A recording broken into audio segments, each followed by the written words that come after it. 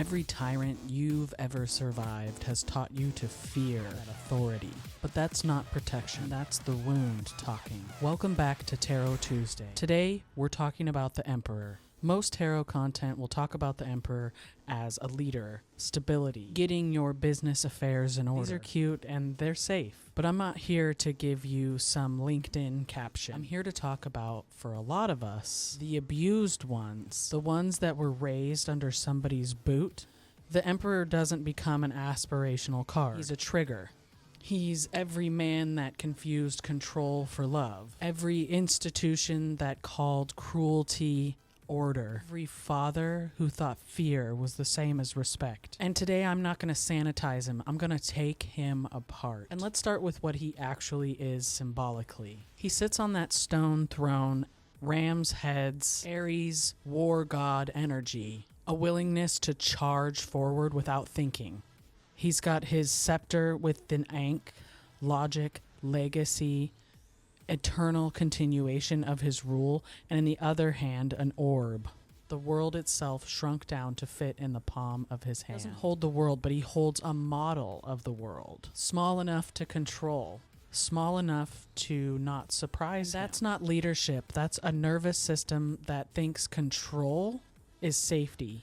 Every tyrant is a person who couldn't survive uncertainty. He's got armor underneath his red cloaked robes. The red is what you're supposed to see, the power, the authority, but underneath it there's armor. He's dressed for war before he's dressed for peace. He is braced for something before anyone's even raised a hand. And if you grew up with someone like that, a parent, a partner, a boss, a pastor, you know this energy before I even finish the sentence. The room gets tense the second they walk in. You learned to read the weather patterns on another person's face. That's a trauma response. The upright and reversed emperor are the same man on different days. The domineering boss and the decisive leader come from an identical wound. One's just further along in a wound that's learned control is the only way he can relate to the world. This reversed emperor is a tyrant, the one who